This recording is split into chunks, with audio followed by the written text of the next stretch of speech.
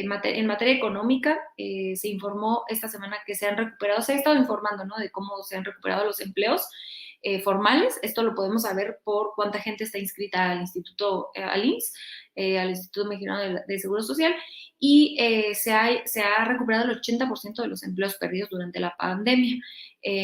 Además de esto, también se informó, se reiteró, porque ya se había informado, que se espera que México crezca en un 6% para este año 2021, que es parte de la recuperación económica post pandemia. Entonces, pues son buenas noticias ambas. Falta ese 20% de los empleos perdidos en pandemia. Recordarle aquí a la gente que muchos de estos empleos que no se han podido recuperar son de mujeres. Las mujeres hemos tenido un problema muy complicado para regresar a los empleos formales que teníamos antes, porque la escuela se suspendió. Entonces, muchas de las mujeres que antes llevaban a sus hijos e hijas a la escuela, a las guarderías, mientras ellas se iban a trabajar, pues durante el COVID no pudieron hacerlo. Entonces, conforme vamos regresando a la escuela, estos empleos esperamos que se puedan recuperar muy pronto. También para las personas que no estuvieron enteradas, el tema de gas bienestar sigue siendo un tema principal en la agenda pública. Esto ya lo habíamos hablado aquí en Sin Censura mucho. En lo personal es uno de las estrategias y de las propuestas que ha tenido el presidente López Obrador que a mí más me gusta, porque creo que es una manera muy, muy hábil de regular un mercado que había estado totalmente desregulado y que había podido el sector privado subir los precios de la manera en la que ellos quisieran, ¿no?, del gas. Entonces, con Gas Bienestar lo que se hace es, bueno, pues aquí está el precio máximo que puedo poner, la Profeco lo determina, y para asegurar que toda la gente, que nadie se quede sin gas, pues se crea esta empresa que se llama Gas Bienestar, y esto se empezó a hacer aquí en la Ciudad de México para que, porque pues es uno obviamente la zona conurbada más llena, y pues para garantizar que el gas lo tuviera toda la gente. Ha habido algunas protestas afuera de Gas Bienestar ayer por la noche, pero bueno, esto recordamos que el tema de las resistencias en contra de este nuevo régimen, donde el gobierno se hace cargo de las cuestiones básicas de la vida pública, pues siempre hemos visto resistencias, ¿no? Lo vemos casi en cualquier política pública donde el gobierno decide retomar la rectoría de la vida pública, y este no es la excepción. Recordar también algunos paralelismos con el huachicol. Es un esfuerzo, digamos, que el gobierno pide que hagamos como sociedad, y el gobierno al final de cuentas dice que se va a abastecer en el caso del huachicol, de la gasolina, y ahora del gas. Entonces, sin duda es una buena noticia. También les platico que Hacienda indicó que su estrategia tributaria se concentra y se seguirá concentrando en que ya no se evadan impuestos de los altos contribuyentes. Aquí recordarle a la gente que los altos contribuyentes en el periodo neoliberal y en gobiernos anteriores no estaban pagando lo que les correspondía. Entonces, parte de la apuesta del gobierno federal ha sido que no sería quizá la mejor idea política subir los impuestos si ni siquiera estamos pudiendo cobrar los impuestos que ya están en la ley, porque los grandes contribuyentes pues ahora sí que se habían hecho guajes con pagar su parte. Entonces, aquí quisiera yo darles un dato, que México es el único país donde se incrementó la recaudación de impuestos durante la pandemia. Esto es un dato muy importante, lo repito. México es el único país donde se incrementó la recaudación de impuestos durante la pandemia. ¿Esto qué significa? Que el SAT, que además, desde mi punto de vista, la titular del SAT, Raquel Buenrostro, ha hecho un grandísimo trabajo. Ella, bueno, en realidad ha estado detrás de los grandes contribuyentes, los millonarios, las empresas más grandes, para que no evadan al fisco, ¿no? Entonces, y esto ha ha traído a México, a la hacienda pública, un colchón de dinero con el que no contábamos antes porque los gobiernos anteriores les regalaban el dinero a los empresarios. Entonces, a mí aquí siempre me gusta comparar esta narrativa que hacen de que el gobierno regala dinero a la gente.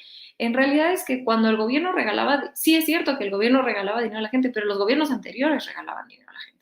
Los gobiernos anteriores le regalaban estas contribuciones a Televisa, a TV Azteca. La semana antepasada hablábamos del libro del presidente y ahí él saca una lista, lo que es que no lo tengo aquí a mi lado si no se los enseñaba, pero él saca una lista de todas las condonaciones de impuestos que se hacían a las grandes empresas durante el periodo de Felipe Calderón y cómo se incrementaron estas durante el periodo de Peña Nieto. Y aquí, obviamente, esto ya lo saben y se platicó durante la semana, pero estas condonaciones de impuestos, sobre todo en el periodo de Peña Nieto, eran excesivas para compañías, por ejemplo, como Televisa. Así mismo, estos personajes también dieron muchísimo dinero a algunos de los periódicos, por ejemplo, el Universal, para que pues obviamente no hablaran mal de ellos, ¿no? Entonces, estos son cosas que antes no sabíamos y ahora sí, y pues se celebra, ¿no? Que esto sea público y que la gente podamos entender por qué, de dónde vienen las líneas editoriales de los grandes periódicos, los grandes medios de comunicación, pues cuando el gobierno les da tanto dinero, ¿no? Y luego, pues es la misma gente que argumenta que no se le deba dar dinero al pueblo. Pero ellos sí quieren seguir llevándose los grandes millones, ¿no? Pero se quejan de las pensiones de adultos mayores, que es un ingreso digno, pero pues que no hace millonario a nadie, ¿no? Entonces, bueno, pues es algo digno de celebrarse también. Bueno, también esta semana parece que sí estuvo movida. Yo en un principio les iba a decir que no estuvo tanto, pero hay varias noticias. Todavía tengo unas 3 más y ya empezamos a nuestra mesa de diálogo con mi querido Manuel Ibarra, que ya nos está esperando. Nada más les platico que esta semana AMLO, bueno, estuvo la reunión de alto nivel en Estados Unidos, a la cual acudió el canciller Marcelo Ebrard. Y esta reunión era con la intención de iniciar una nueva etapa en la política migratoria, en donde se busque el bienestar y el desarrollo de los pueblos centroamericanos y no nada más frenar la migración y no tratar de cortar el problema de la migración masiva como si esto no tuviera un origen. Y lo que el presidente López Obrador, ahora encabezado este esfuerzo por el canciller Marcelo Ebrard, buscan es decirle a nuestros, a Estados Unidos, bueno, a ver, aquí hay un problema de fondo, que es que nuestros hermanos, hermanas centroamericanas, pues carecen de recursos, carecen de programas sociales, y lo que propone el presidente López Obrador es que nosotros podamos, entre México y Estados Unidos, apoyar a los pueblos de Centroamérica para que ellos puedan desarrollar programas similares a los que hemos desarrollado acá en México, como Jóvenes Construyendo el Futuro o Sembrando Vida. Entonces, esto es claramente un giro muy fuerte en la manera en la que se llevan las relaciones entre México y Estados Unidos, ¿no? Antes, pues, las decisiones de política exterior mexicana las tomaba Estados Unidos, las tomaban desde Washington, y ahora pues ya tenemos una política exterior soberana, una política exterior donde nosotros tenemos ideas, las planteamos, las impulsamos y pedimos que Estados Unidos colabore con nosotros. Entonces, bueno, esto definitivamente es algo trascendente, nuevo en la manera en la que vemos nuestra relación con Estados Unidos. Y bueno, antes de pasar a nuestra mesa, esta semana fue muy difícil en términos de desastres naturales en nuestro país. Hubo lluvias muy fuertes en el centro del país, pero que afectaron de manera muy fuerte a Hidalgo, al estado de Hidalgo, y causaron el desbordamiento del río Tula. el cual inundó uno de los hospitales del IMSS. Desgraciadamente causó la muerte de 16 personas. Se evacuó al resto de esas personas, muchas de esas personas estaban conectadas por COVID y pues al apagarse la planta, se inundó la planta generadora de electricidad cuando se fue la luz, no pudo prender y desgraciadamente falleció. Las personas, lamentamos muchísimo estos fallecimientos y pues informarles que se aplicó el plan de N3, como siempre se aplica cuando hay desastres naturales y bueno, los elementos de la Guardia Nacional y del Ejército, más de 1,000 elementos, se trasladaron a la zona afectada para poder ayudar a las personas damnificadas. Como ya recordarán, antes estaba el Fonden, que era un fideicomiso que no tenía fondo y que se robaba muchísimo dinero. Ahora lo que se está haciendo es que se hace un censo, se toca puerta por puerta, se hace una evaluación de cuáles son los daños de las personas y de las casas, y el dinero se va directamente a la gente, a las personas damnificadas. Se va a otorgar electrodomésticos, por el momento obviamente albergues, comida, evidentemente, y posteriormente se ayudará a las personas que sufrieron daños en sus viviendas a que se puedan volver a poner de pie. Y el otro desastre natural, que afortunadamente no fue un desastre, pero fue un susto para los que vivimos acá en la Ciudad de México y en Acapulco, fue el temblor de esta semana. El lunes en la noche hubo un sismo lunes en la noche, ya me hice bolas. Yo salí, no saben, descalza. Si les contara yo cómo me fue a mí, yo estaba como más asustada que nada. Era de esas vecinas que no paraba de temblar. Pero bueno, fue 7.1 con epicentro cerca de Acapulco, Guerrero.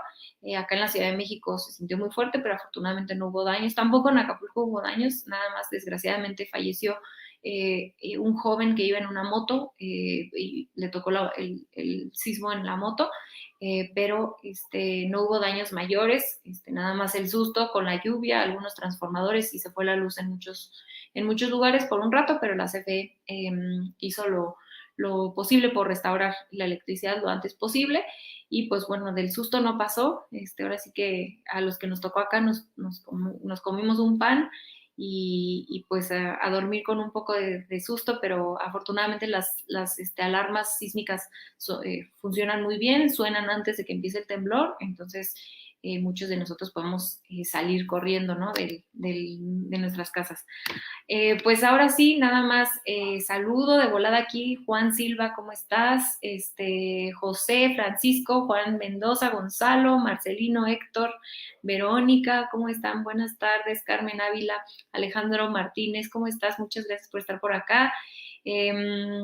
Ismael, y le doy un abrazo fuerte y muchísimas gracias a Adolfo Gómez, que nos apoyó con un super chat. Muchísimas gracias, querido Adolfo. Te mandamos un beso y un abrazo desde la familia de Sin Censura. Gracias a ustedes, a diferencia de los medios corporativos que sobrevivían de dinero público, nosotros sobrevivimos gracias a ustedes y pues se los agradecemos muchísimo.